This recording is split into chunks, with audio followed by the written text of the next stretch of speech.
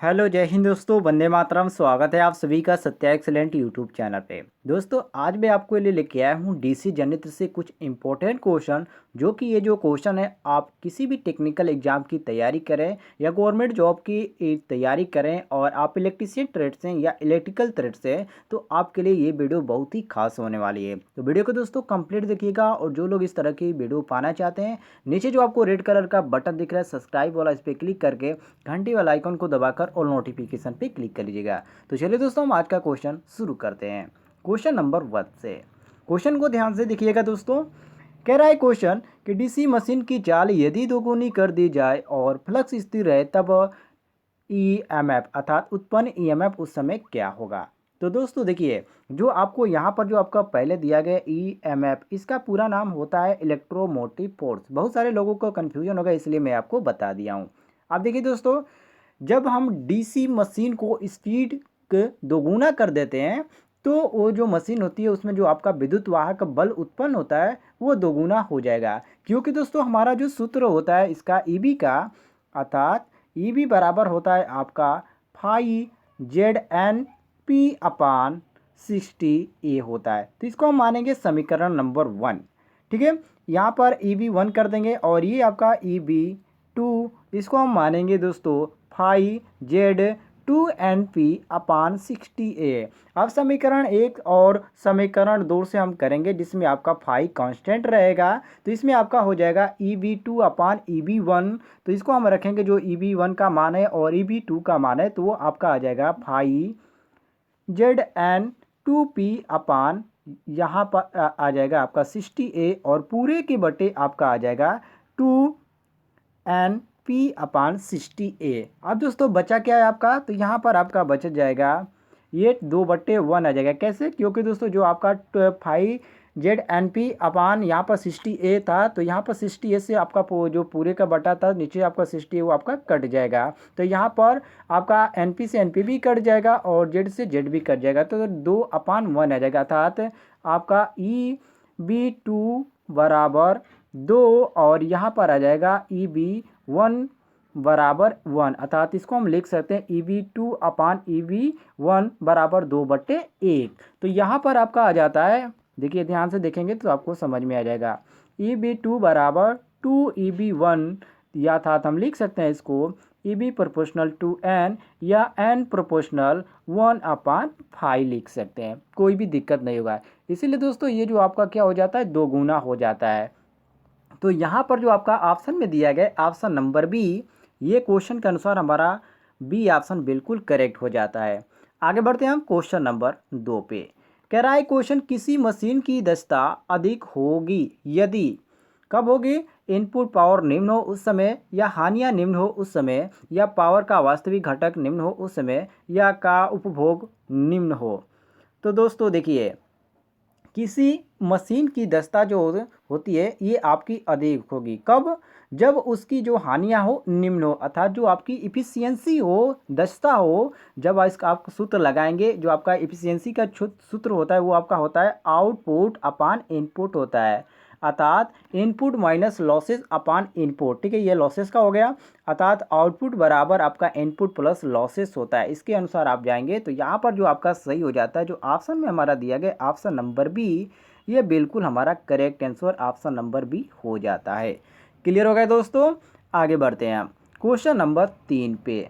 कह रहा है क्वेश्चन कि डीसी मशीन में, यहाँ पर आप केवल क्वेश्चन को पढ़ेंगे तो आपको समझ में नहीं आएगा, क्योंकि यहाँ पर ऑप्शन में आपको यहाँ पर क्या पूछ रहा है उसके अनुसार आप पकड़ सकते हैं जो आपका ऑप्शन दिया गया। तो पहला यहाँ पर दिया गया कि आर्मेचर चालकों में धारा एवं विद्युत चुम्बकीय बल अल्टरनेटिंग होते हैं, जबकि टर्मिनल पर वे एक दिशीय होते हैं। बी ऑप्शन दिया गया, आर्मेचर चालकों में धारा एवं ईएमएफ एक दिशीय होते हैं, जबकि टर्मिनल पर वे अल्टरनेटिंग होते हैं। और यहाँ पर सी ऑप्शन दिया गया है कि आर्मेचर चालकों को धारा एवं ईएमएफ टर्मिनल पर एक दिशीय होते हैं। और डी ऑप्शन दिया गया आपका, आर्मेचर चालकों एवं टर्मिनल पर ईएमएफ अल्टरनेटिंग होते हैं, जबकि धारा एक दिशीय होते हैं। तो दोस्तों ध्यान रखिएगा, जब डीसी मशीन में आर्मेचर चालकों में धारा एक विद्युत चुम्बकीय बल अल्टरनेटिंग होते हैं, तब आपके टर्मिनल पर वे एक दिशीय होते हैं। और जब दोस्तों डीसी मशीन में आर्मेचर चालकों में जो आपका उत्पन्न होता है वो आपका एसी को कम्यूटेटर तथा ब्रश की सहायता से हम डीसी में परिवर्तित करते हैं। तो यहाँ पर देखिए जो आपका दिया गया ऑप्शन नंबर ए अर्थात आर्मेचर चालकों में धारा एवं विद्युत चुंबकीय बल अल्टरनेटिंग होते हैं, जबकि टर्मिनल पर वे क्या होते हैं, एक दिशीय होते हैं। तो यहाँ पर क्वेश्चन के अनुसार हमारा ऑप्शन नंबर ए करेक्ट हो जाएगा। आगे बढ़ते हैं हम क्वेश्चन नंबर 4 पे। कह रहा है क्वेश्चन कि डीसी मशीन का दिक् परिवर्तक किस तरह कार्य करता है। जो दिक् परिवर्तक होता है ये किस तरह कार्य करता है, किस पे, डीसी पे पूछ रहा है, डीसी मशीन पे पूछ रहा है। तो दोस्तों ध्यान रखिएगा, जब डीसी मशीन का दिक् परिवर्तक पूर्ण तरंग रेक्टिफायर की तरह कार्य करता है तो आपका डीसी मशीन में कम्यूटेटर का प्रयोग होता है और उसमें आपका एसी को डीसी में बदलने के लिए ये आपका कम्यूटेटर का प्रयोग किया जाता है। तो इसको भी ध्यान रखिएगा। तो यहाँ पर क्वेश्चन के अनुसार आपका ऑप्शन नंबर ए सही हो जाएगा कि पूर्ण तरंग रेक्टिफायर की तरह। तो यहाँ पर हमारा ए ऑप्शन बिल्कुल करेक्ट आंसर हो जाएगा। क्लियर हो गया दोस्तों। चलिए हम आगे बढ़ते हैं क्वेश्चन नंबर 5 पे। कह रहा है क्वेश्चन स्टेटर का संरचना खाली स्थान होती है, किस तरह होती है दोस्तों, किस आकार की, आयताकार की या वलयाकार की या वर्गाकार की या त्रिभुजाकार की। तो दोस्तों जो आपका स्टेटर होता है सभी लोगों ने देखा होगा, उसकी जो संरचना होती है आपका वलयाकार होती है। तो यहाँ पर हम मारेंगे ऑप्शन नंबर बी बिल्कुल करेक्ट आंसर। बिल्कुल इजी क्वेश्चन था दोस्तों। चलिए हम आगे बढ़ते हैं क्वेश्चन नंबर 6 पे। कह रहा है क्वेश्चन कि डीसी मशीन का सबसे बाहरी भाग योक कहलाता है। कम क्षमता की मशीन हेतु ये खाली स्थान का बना होता है। ये किस चीज़ का बना होता है, यहाँ पर क्वेश्चन पूछने का ये मतलब है। तो ध्यान देखिएगा दोस्तों, देखिए डीसी मशीन का जो सबसे बाहरी भाग होता है वो आपका योक कहलाता है और यहाँ पर बात पूछ रहा है कि वो किस चीज़ का बना होता है। देखिए ये आपका जो बना होता है ये ढलवा लोहा का बना होता है। तो यहाँ पर जो आपका ऑप्शन में दिया गया ऑप्शन नंबर बी, ये क्वेश्चन के अनुसार हमारा ऑप्शन नंबर बी करेक्ट हो जाएगा। आगे बढ़ते हैं हम क्वेश्चन नंबर 7 पे। कह रहा है क्वेश्चन कि डीसी मशीन के ब्रश के बने होते हैं। जो डीसी मशीन में जो ब्रश होते हैं दोस्तों वो किस चीज़ के बने होते हैं। चलिए तो यहाँ पर देखिए आपको बहुत सारे ऑप्शन मिल जाएंगे, कार्बन, नॉर्मल कॉपर, सी दिया गया हार्ड कॉपर और डी आपका दिया गया आयरन अर्थात लोहा। तो देखिए दोस्तों जो डीसी मशीन के जो ब्रश होते हैं वो आपके कार्बन के बनाए जाते हैं, जो कि ऑप्शन में हमारा दिया गया ऑप्शन नंबर ए बिल्कुल करेक्ट आंसर यहाँ पर आप देख सकते हैं। तो ये ऑप्शन हम करेक्ट मारेंगे। चलिए हम आगे बढ़ते हैं क्वेश्चन नंबर 8 पे। कह रहा है क्वेश्चन कि एक डीसी मशीन में भिन्नात्मक पिच कुंडली प्रयोग की जाती है। वेरी वेरी इंपॉर्टेंट क्वेश्चन है दोस्तों। देखिए यहाँ पर आपका दिया गया ऑप्शन कूलिंग को बढ़ाने के लिए, बी ऑप्शन दिया गया ताम्र हानि को कम करने के लिए और यहाँ पर दिया गया आपका उत्पन्न ईएमएफ को बढ़ाने के लिए और यहाँ पर आपका डी ऑप्शन दिया गया है स्पार्किंग को कम करने के लिए। तो ध्यान रखिएगा दोस्तों, देखिए जब डीसी मशीन में भिन्नात्मक पिच कुंडली स्पार्किंग को कम करने के लिए प्रयोग में लाई जाती है तो यह आर्मेचर के सीरीज में जोड़ी जाती है और ये मोटे तारों के कम टर्न की बनाई जाती है। तो इसको भी ध्यान रखिएगा आप। तो यहाँ पर क्वेश्चन के अनुसार आपका सही हो जाता है ऑप्शन नंबर डी बिल्कुल करेक्ट आंसर अर्थात स्पार्किंग को कम करने के लिए। तो ऑप्शन नंबर डी हमारा बिल्कुल करेक्ट हो जाएगा। आगे बढ़ते हैं हम क्वेश्चन नंबर 9 पे।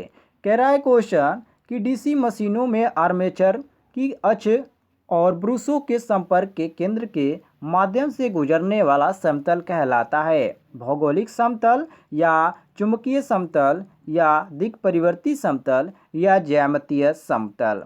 तो दोस्तों देखिए जब डीसी मशीन में आर्मेचर की अक्ष और ब्रूसों के संपर्क के केंद्र के माध्यम से गुजरने वाला समतल जो होता है आपका दिक् परिवर्ती समतल कहलाता है और ये कम्यूटेटर के द्वारा डीसी में उत्पन्न एसी को डीसी में परिवर्तित करके आउटपुट देता है। तो इसको भी ध्यान रखिएगा। और जो आपका कम्यूटेटर होता है ये हॉट ड्रॉन कॉपर का बना होता है जिसके प्रत्येक सेगमेंट माइका से इंसुलेटेड रहते हैं। तो यहाँ पर क्वेश्चन के अनुसार हमारा सही हो जाता है सी ऑप्शन अर्थात दिक् परिवर्ती समतल। तो ऑप्शन नंबर सी हम करेक्ट मारेंगे। क्लियर हो गया दोस्तों। चलिए हम आगे बढ़ते हैं क्वेश्चन नंबर 10 पे। कह रहा है क्वेश्चन डीसी मशीनों में आर्मेचर वाइंडिंग को निम्नलिखित में से किस पर लपेटा जाता है। वेरी वेरी इंपॉर्टेंट क्वेश्चन है दोस्तों। पहला ऑप्शन दिया गया स्टेटर के बंद स्लॉट पर, बी ऑप्शन दिया गया स्टेटर के आधे ढके हुए स्लॉट पर और सी ऑप्शन दिया गया स्टेटर के खुले स्लॉट पर और डी ऑप्शन दिया गया कहीं भी नहीं। दोस्तों देखिए, डीसी मशीन में आर्मेचर जो आपकी वाइंडिंग होती है ये आपके रोटर के स्लॉट पर लपेटा जाता है, और डीसी मशीनों में आर्मेचर स्लॉट जो होते हैं ये आपके ओपन टाइप में रहते हैं, और आर्मेचर वाइंडिंग कॉपर मटेरियल का बना होता है, ये तो सभी को मालूम होना चाहिए।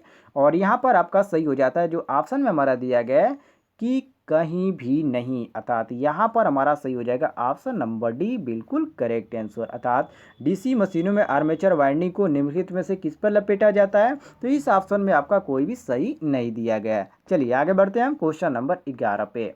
कह रहा है क्वेश्चन, किसी भी मशीन के कॉइल की साइज खाली स्थान निर्धारित की जाती है। वेरी वेरी इंपॉर्टेंट क्वेश्चन है दोस्तों। देखिए ये तो बहुत ही इजी क्वेश्चन है। देखिए किसी भी मशीन में जो आपकी कॉइल होती है इसकी जो साइज होती है ये आपकी फील्ड पिच द्वारा निर्धारित की जाती है, जो कि ऑप्शन में हमारा दिया गया बी ऑप्शन बिल्कुल करेक्ट आंसर, अर्थात फील्ड पिच द्वारा। तो ऑप्शन नंबर बी हम बिल्कुल करेक्ट मारेंगे।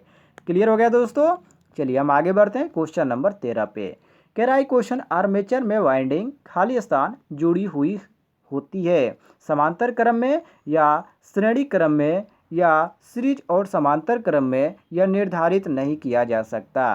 तो दोस्तों आर्मेचर में जो आपकी वाइंडिंग होती है ये श्रेणी या समांतर क्रम में जुड़ी होती है। श्रेणी जो आपकी कुंडली होती है ये जनित्र में क्षेत्रीय कुंडली को आर्मेचर कुंडली में जोड़ा जाता है, तथा शंट कुंडली जनित्र में क्षेत्र कुंडली को आर्मेचर के समांतर में जोड़ा जाता है। तो यहाँ पर क्वेश्चन के अनुसार आपका सही हो जाता है ऑप्शन नंबर सी, बिल्कुल करेक्ट आंसर। क्लियर हो गया दोस्तों। चलिए हम आगे बढ़ते हैं क्वेश्चन नंबर 14 पे। कह रहा है क्वेश्चन, यांत्रिक दृष्टिकारी है। आप देखिए दोस्तों, इसको जब ऑप्शन आप नहीं पढ़ेंगे तो आपको समझ में नहीं आएगा कि ये पूछ क्या रहा है। पहला ऑप्शन दिया गया स्क्वायरल केज रोटर वाइंडिंग का रोटर, और यहाँ पर दिया गया डीसी उत्तेजित समुन्तन ध्रुव रोटर वाइंडिंग, और सी ऑप्शन दिया गया स्लिप रिंग, और डी ऑप्शन दिया गया कम्यूटेटर और ब्रश। तो दोस्तों जो आपका दिक् परिवर्तक होता है इसको हम इंग्लिश में बोलते हैं कम्यूटेटर। ठीक है, बहुत लोगों को कन्फ्यूजन होगा दिक् परिवर्तक क्या है, तो इसको हम बोलते हैं कम्यूटेटर। और इसका जो मुख्य कार्य होता है ये आपको डीसी ए जो आपका होता है ये एसी को डीसी में परिवर्तित करना इसका कार्य होता है, और उसे हम बाह्य परिपथ में भेजता भी है, इसका कार्य होता है। तो यहाँ पर क्वेश्चन के अनुसार आपका सही हो जाता है ऑप्शन नंबर जो दिया गया है डी, अर्थात कम्यूटेटर और ब्रश। तो यहाँ पर हम मारेंगे ऑप्शन नंबर डी, बिल्कुल करेक्ट आंसर। क्लियर हो गया दोस्तों। चलिए हम आगे बढ़ते हैं क्वेश्चन नंबर 15 पे।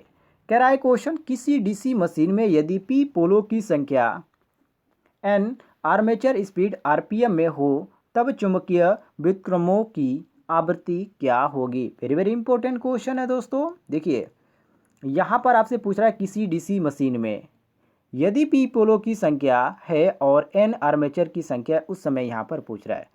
देखिए दोस्तों यहाँ पर आपका फ्रिक्वेंसी दे दिया गया है कितना, यहाँ पर एफ दे दिया गया है, और यहाँ पर पोलो की संख्या हमको पी दे दिया गया है, और एन अर्थात यहाँ पर हमको गति दे दिया अर्थात स्पीड दे दिया गया है, और ये जो भी आरपीएम में दिया गया है।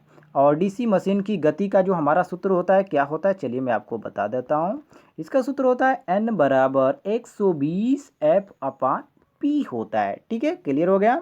जो कि यदि यहाँ पर हमसे फ्रीक्वेंसी पूछ रहा है तो इसको हम एफ को जब बाहर निकालेंगे तो आपका आ जाएगा एफ बराबर एन पी अपान 120, जो कि ऑप्शन में हमारा कौन सा मैच कर रहा है, तो यहाँ पर एन पी अपान 120 कौन सा दिया गया है, तो यहाँ पर हमारा बी ऑप्शन दिया गया। आप देख सकते हैं बी ऑप्शन हमारा मैच कर रहा है, तो यहाँ पर हम बी ऑप्शन बिल्कुल करेक्ट मारेंगे। क्लियर हो गया दोस्तों। चलिए हम आगे बढ़ते हैं नेक्स्ट क्वेश्चन पे। क्वेश्चन नंबर 16 पे आते हैं। कह रहा है क्वेश्चन कि डीसी मशीन में लौ हानि निम्नलिखित में होती है। जो आपका डीसी मशीन है उसमें पूछ रहा है कि लौ जो हानि होती है ये किस में होती है, योक में या कम्यूटेटर में या मुख्य बॉडी में या आर्मेचर रोटर में। तो दोस्तों आर्मेचर के लोह कोर के रोटेंशन के कारण आर्मेचर के कोर में लौ हानियाँ उत्पन्न होती है, और ये जो आपकी हानियाँ हैं दो प्रकार की होती है, हिस्टेरिसिस हानि और आपकी दूसरी होती है भंवर धारा हानि। तो जो आपका हिस्टेरिसिस यदि हानि पूछा जाए तो आप कह सकते हैं कि हिस्टेरिसिस हानि आर्मेचर कोर के चुंबकीय के उत्क्रमण के कारण उत्पन्न होती है, और यदि भंवर धारा हानि पूछ दिया जाए तो आप कहेंगे कि भंवर धारा हानि आर्मेचर कोर में स्मॉल प्रतिरोध के कारण उत्पन्न होती है। तो दोनों को भी आप जान लीजिए। और यहाँ पर क्वेश्चन के अनुसार आपका सही हो जाता है ऑप्शन नंबर डी। किस में होता है दोस्तों? आर्मेचर रोटर में होता है। तो यहाँ पर हम मारेंगे ऑप्शन नंबर डी, बिल्कुल करेक्ट आंसर। आगे बढ़ते हैं क्वेश्चन नंबर 17 पे। कह रहा है क्वेश्चन, डीसी मशीनों में निम्नलिखित किस्म की वाइंडिंग का प्रयोग की जाती है। दोस्तों मैं सबसे पहले आपसे एक छोटा सा रिक्वेस्ट करता हूं, यदि आपको हमारे द्वारा बताए गए क्वेश्चन पसंद आते हैं तो नीचे जो आपको रेड कलर का बटन दिख रहा है सब्सक्राइब वाला, इसको क्लिक करके घंटी वाला आइकन को दबाकर ऑल नोटिफिकेशन पे क्लिक कर दीजिएगा, ताकि हमारे द्वारा जो भी वीडियो आपको बनाकर यूट्यूब पे अपलोड की जाए उसका नोटिफिकेशन आपके मोबाइल पर जाए और उस वीडियो का लाभ आप उठा सके ऐसे क्वेश्चन पाकर। चलिए क्वेश्चन देख लेते हैं।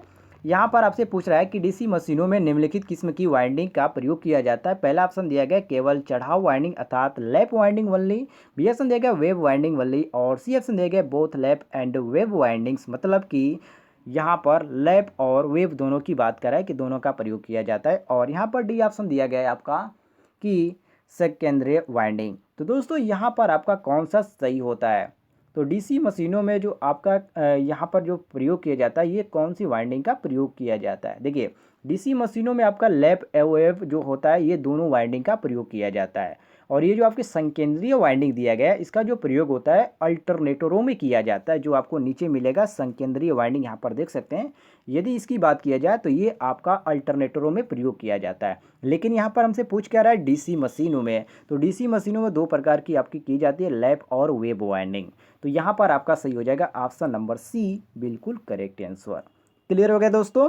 आगे बढ़ते हैं क्वेश्चन नंबर 18 पे। कह रहा है क्वेश्चन, डीसी मशीनों में आर्मेचर प्रतिक्रिया का प्रभाव निम्नलिखित में से कौन सा नहीं है? वेरी वेरी इंपॉर्टेंट क्वेश्चन है दोस्तों। यहाँ पर आपका ऑप्शन देख लीजिए। दिया है पहला कि यह मुख्य फील्ड फ्लक्स को दुर्बल बनाता है और इसे विरूपित कर देता है। और यहाँ पर बी ऑप्शन दिया गया यह कम्यूटेटर पर भारी स्पार्क देता है। सी ऑप्शन दिया गया है जनरेटर के मामले में यह उत्पन्न विद्युत वाहक बल को दुर्बल बनाता है।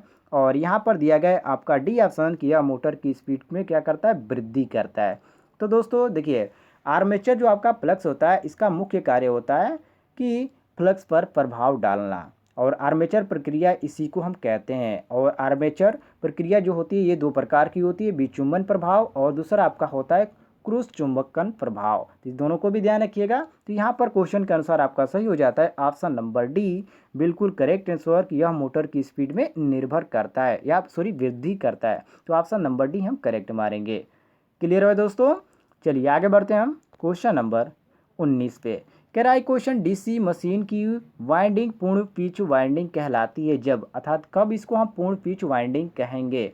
तो देखिए दोस्तों एक आर्मेचर की कुंडल में जब दोनों साइडों अर्थात पक्षों के आर्मेचर कुंडली का विस्तार पोल पिच की बराबर दूरी पर होता है तब डीसी मशीन की फुल पिच वाइंडिंग होती है। और वाइंडिंग जो आपका फुल पिच का जो सूत्र होता है वो आपका होता है वाइंडिंग पिच बराबर अर्थात फुल पिच बराबर पोल पिच बराबर कॉइल पिच बराबर 180 अंश एफिशिएंसी। ठीक है। और डीसी मशीन में शॉर्ट पिच वाइंडिंग भी होती है, तो इसको भी ध्यान रखिएगा। तो क्वेश्चन के अनुसार आपका सही हो जाता है ऑप्शन नंबर ए अर्थात वाइंडिंग पिच बराबर पोल पिच। तो ऑप्शन नंबर ए हम करेक्ट मारेंगे। आगे बढ़ते हैं हम क्वेश्चन नंबर 20 पे। कह रहा है क्वेश्चन की लैप वाइंडिंग में समांतर पथों की संख्या होती है ए बराबर 2 या ए बराबर पी या ए बराबर 4 या ए बराबर 1। तो सभी को मालूम है दोस्तों कि लैप वाइंडिंग में समांतर पथों की संख्या जो होती है ये ए बराबर पी होती है, और वेव वाइंडिंग में समांतर पथों की जो संख्या होती है आपका ए बराबर 2 होती है। तो ये आपका समांतर में ही पूछ रहा है, तो यहाँ पर मारेंगे ऑप्शन नंबर बी, ए बराबर यहाँ पर समांतर पथों की जो संख्या होती है ए बराबर 2 होती है। तो यहाँ पर हम ऑप्शन नंबर ए मारेंगे। ठीक है, क्लियर हो गया दोस्तों? समांतर पथों की संख्या पूछ रहा है तो हम ए बी मारेंगे। यहाँ पर ए बराबर यहाँ पर बी हो जाएगा। ठीक है, इसको ध्यान रखें, नॉट ए। यहाँ पर ए आपका गलत है, बी आपका सही ऑप्शन है, क्योंकि समांतर पथों की संख्या पूछ रहा है तो यहाँ पर हम बी मारेंगे करेक्ट आंसर। दोस्तों इस वीडियो के माध्यम से जो भी आपको क्वेश्चन बताए गए हैं, यदि आपको किसी भी क्वेश्चन में डाउट होता है तो कमेंट पे ज़रूर बताइएगा। और इस तरह की वीडियो पाने के लिए यहाँ पर चैनल को सब्सक्राइब कर लीजिएगा और घंटी वाला आइकन को दबाकर ऑल नोटिफिकेशन पे क्लिक कर लीजिएगा। मिलते हैं दोस्तों नेक्स्ट वीडियो में, तब तक के लिए जय हिंद, वंदे मातरम।